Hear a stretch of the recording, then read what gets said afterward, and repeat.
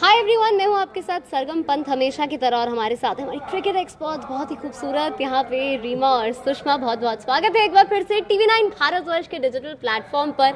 तो आज का मुकाबला है Delhi Capitals versus Sunrisers Hyderabad. मैं कुछ बोलूं या ना बोलूं, यहाँ पे रीमा के पास चलते हैं। अब तक सनराइजर्स हैदराबाद अपने 2 मुकाबले हार चुकी है, 2 ही खेले हैं और दिल्ली कैपिटल्स इस बार बेहतरीन प्रदर्शन करके अंक तालिका में भी सबसे ऊपर है और दोनों मैच जीत चुकी है। पहले में पंजाब को हराया था और दूसरे में भी काफी स्ट्रांग नजर आ रहे थे। कैसे जीतेगा सनराइजर्स हैदराबाद? देखिए, जीत का एक ही मंत्र होना चाहिए कि ऐसा टीम खेलिए और क्या आपके बेस्ट प्लेइंग 11 है। अभी तक मैं कहूँगी वो अपने प्लेइंग 11 से सेटल नहीं कर पाए हैं। पहले मैच में नबी बाहर था, दूसरे मैच में नबी आया।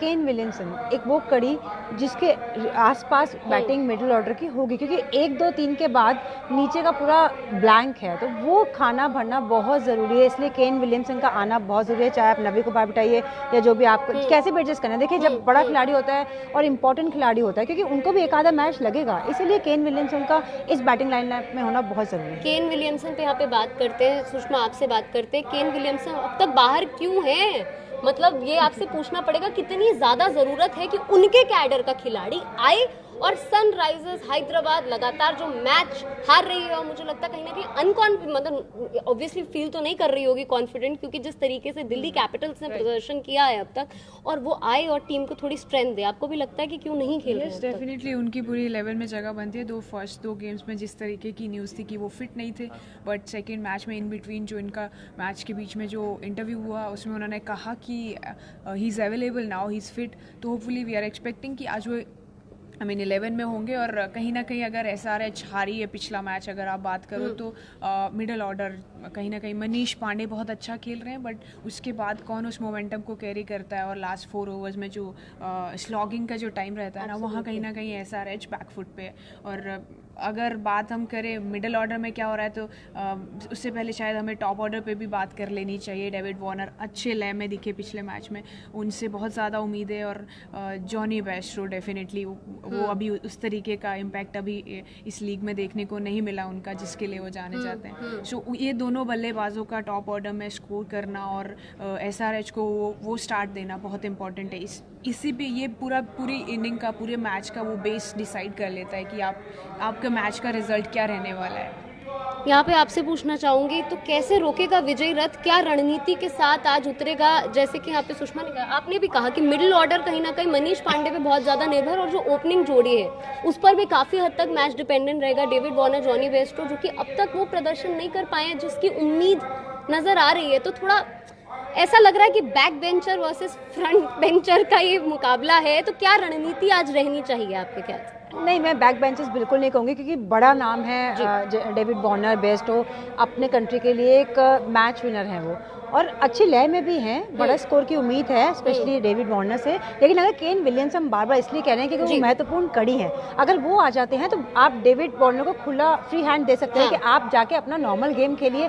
बेस्ट हो तो वैसे ही बढ़िया खेल रहे हैं, मनीष पांडे लय में नजर आ रहे हैं। अगर आपके टॉप 4 परफॉर्म करते हैं तो और बल्लेबाज की आपको जरूरत भी नहीं पड़ेगी। और दूसरा बहुत इंपॉर्टेंट बात, बॉलिंग यूनिट को कलेक्टिवली एफर्ट करना पड़ेगा। भुवी और राशिद का चलना बहुत इंपॉर्टेंट। यहाँ पर गेंदबाजी अब तक देखी जाए तो ना बैटिंग अच्छे से हो पा रही है सनराइजर्स हैदराबाद की, बॉलिंग भी बहुत ज्यादा कमजोर लग रही है यहाँ पे। आपको क्या लगता है सुषमा, क्या कुछ परिवर्तन करने की जरूरत है? क्योंकि आप देखिए, भुवनेश्वर कुमार भी है, राशिद खान भी है, कमी कोई नहीं है, पर चल कोई नहीं रहा। देखो, उसके पीछे सबसे बड़ा कारण है, आपको पता है राशिद खान कितना बड़ा नाम है। तो अभी बैटिंग साइड जो रहती है ना, वो उनको सिर्फ उनके ओवर्स निकालने के लिए खेलती है, बिकॉज उनको पता है 4 ओवर है। आप 4 ओवर अगर आप रुक के भी खेलोगे राशिद खान को, अगर आप वो उस तरीके का रिस्क नहीं लेते हो, तो वो दूसरे बॉलर पे कहीं ना कहीं, मैं कहती हूँ भुवनेश्वर कुमार पे भी उस चीज़ का और प्रेशर क्रिएट हो जाता है, क्योंकि राशिद खान को विकेट्स नहीं मिल रहे, बैट्समैन चांस नहीं ले रहा है। तो दूसरा अटैकिंग बॉलर आपके पास कौन है? मेन स्ट्राइक बॉलर आपके पास भुवनेश्वर कुमार है। तो मैं कहूँगी कहीं ना कहीं थोड़ा सा डिफेंसिव, ये कहें कि दूसरी बैटिंग लाइनअप डिफेंसिव खेल रही है उनके अगेंस्ट, उनकी ये स्ट्रैटेजी रहती है। दोनों अच्छे बॉलर है, तो मैं समझूंगी कि कहीं ना कहीं और भी जो बॉलिंग यूनिट में जो Abhishek Sharma if he is playing, तो डेफिनेटली कहीं ना कहीं अगर उनको टीम बैक कर रही है एज एन ऑलराउंडर, तो मुझे लगता है कि थोड़ा सा लेफ्ट आर्म स्पिन और अच्छे से खींच के पकड़ के वो डाल सकते हैं कहीं ना कहीं, और अटैकिंग हैदराबाद को और अटैकिंग बॉलिंग करनी पड़ेगी। अगर आंकड़ों की यहाँ पे बात करें रीमा जी, मैं आपके पास यहाँ पर आती हूँ, तो पुराने आंकड़े तो ये कहते हैं कि हैदराबाद का जो वो है पलड़ा है वो भारी है, लेकिन इस बार दिल्ली कैपिटल जिस तरीके की टीम बन के उभरी है, आप देखिए पॉइंट्स टेबल में सबसे ऊपर है और बहुत अच्छा प्रदर्शन किया है। मतलब दिल्ली वालों के दिल तो आज धड़क रहे हैं दिल्ली के लिए। और आप देखिए बड़े नाम नहीं है, पर फिर भी एज अ कलेक्टिव एफर्ट जो हम कहते हैं, चाहे गेंदबाजी ले लीजिए चाहे आप बल्लेबाजी ले लीजिए, उन्होंने अच्छा परफॉर्म किया है एज अ यूनिट। आपको सबसे अच्छी चीज दिल्ली की टीम के बारे में क्या लगती है? बड़े नाम नहीं है, ना विराट है ना रोहित है, फिर भी क्या चीज है जो क्लिक कर रही है?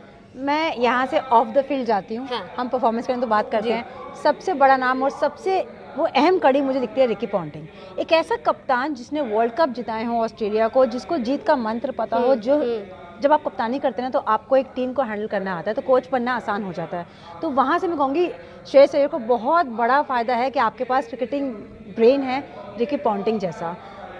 तो वो मैं कहूँगी एक इनपुट्स अपने देते होंगे, बहुत इंपॉर्टेंट होंगे। प्लस जो इन्होंने 2 साल में टीम तैयार की है, 2018 की 2019 की, दोनों की टीम मैं कहूँगी बहुत बढ़िया थी और इस बार बेहतरीन है। इसीलिए ये टीम ने स्टार्ट कर दिया था जीतना, लास्ट ईयर प्लेऑफ तक पहुंची, इसीलिए इस बार इनको टाइटल कंटेंडर बोल रहे हैं। टाइटल कंटेंडर बोल रहे हैं, इसी पे सवाल यहाँ पे पूछते हैं। हालांकि बहुत जल्दी है, लेकिन अब तक जिस तरीके का प्रदर्शन, बेहतरीन प्रदर्शन प्लेऑफ में नजर आ रही है, टॉप कंटेंडर। देखिए बहुत जल्दी होगा ये कहना, बट जिस तरीके का अभी तक दोनों मैच खेले हैं वो लग तो रहा है कि वो खेलना चाहिए दिल्ली को, बिकॉज बहुत पिछले कितने सीजन से हम मिस कर रहे हैं दिल्ली, पंजाब, राजस्थान रॉयल्स, ये ऐसी टीम्स है जिनको हर कोई देखना चाहता है लीग के टॉप में। तो डेफिनेटली मैं कहूँगी जिस तरीके से रीमा दी ने रिकी पॉन्टिंग का रोल कहा है कि कितना इंपॉर्टेंट रोल वो प्ले कर रहे हैं। आपके पास जब यंग साइड रहती है ना, तो मुझे लगता है कि शायद 2 फैक्टर आपके पास बहुत बड़े रहते हैं कि अगर आप जीतते जाओ ना, देन आपको वो कॉन्फिडेंस जो मिलता है ना, तो उसको आपको शायद थोड़ा सा मुझे लगता है कि वो बैलेंस करना, एंड उस चीज़ से आपको ओवर नहीं जाना है। एंड शायद रिकी पॉन्टिंग के जो इनपुट्स है, जिस तरीके से रीमा दी कह रहे हैं, और ऑफकोर्स जितना बड़े वो प्लेयर हैं, लेजेंड है, और उनकी इनपुट्स डेफिनेटली ये भी रहे होंगे कि यंग साइड है, दैट्स हाउ यू लर्न। अगर आप परफॉर्म कर रहे हो अच्छा, देन आपको कैसे उस चीज़ को स्टेबल करना है,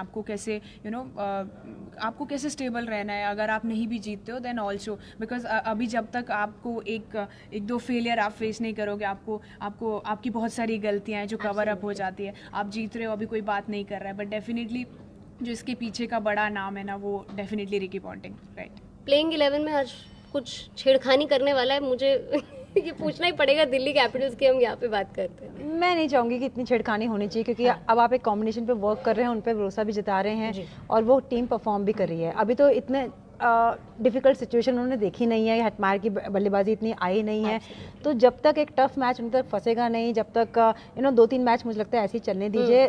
जो बदलाव देखना चाहते हैं वो मेरे को लगता है सनराइजर्स में ज़्यादा ध्यान देना चाहिए आज, क्योंकि उनकी टीम में बदलाव की बहुत ज़रूरत है।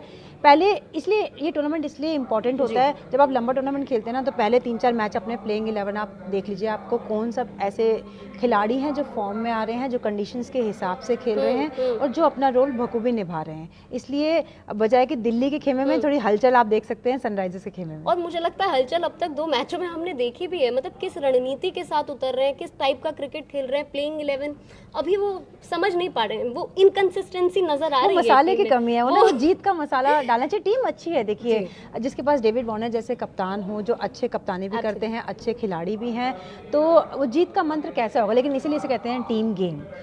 आपको जो हिस्सा खाली है उसको जल्द भरना होगा। कैसे आपने विलियमसन की जगह बनानी है, जैसे बटलर, देखिए बटलर ने कुछ किया नहीं, लेकिन वो अपने आप में एक बड़ा नाम है, गेंदबाज सोचता है उनको कैसे गेंदबाजी करें। आरआर ने बहुत अच्छा किया, जैसे ही बटलर अवेलेबल हुए, क्वारंटाइन खत्म होते उनको टीम में डाला। सिमिलरली एसआरएच को भी ऐसा करना चाहिए कि खत्म हो, जैसे ही आपके पास अवेलेबल हैं विलियमसन, प्लीज़ उनको एंट्री दीजिए प्लेइंग 11 पे। पलड़ा किसका भारी है? वैसे अगर धरातल पे देखें, on the surface level Delhi का लग रहा है, पर आपका दिल क्या कहता है?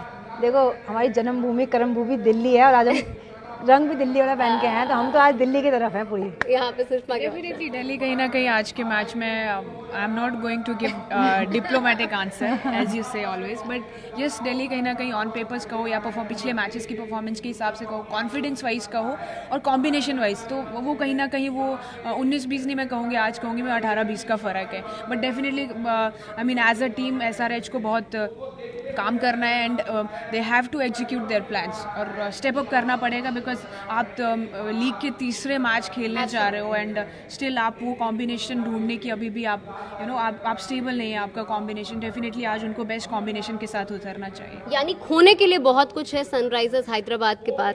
विजयी रथ को रोक पाएगा क्या दिल्ली के?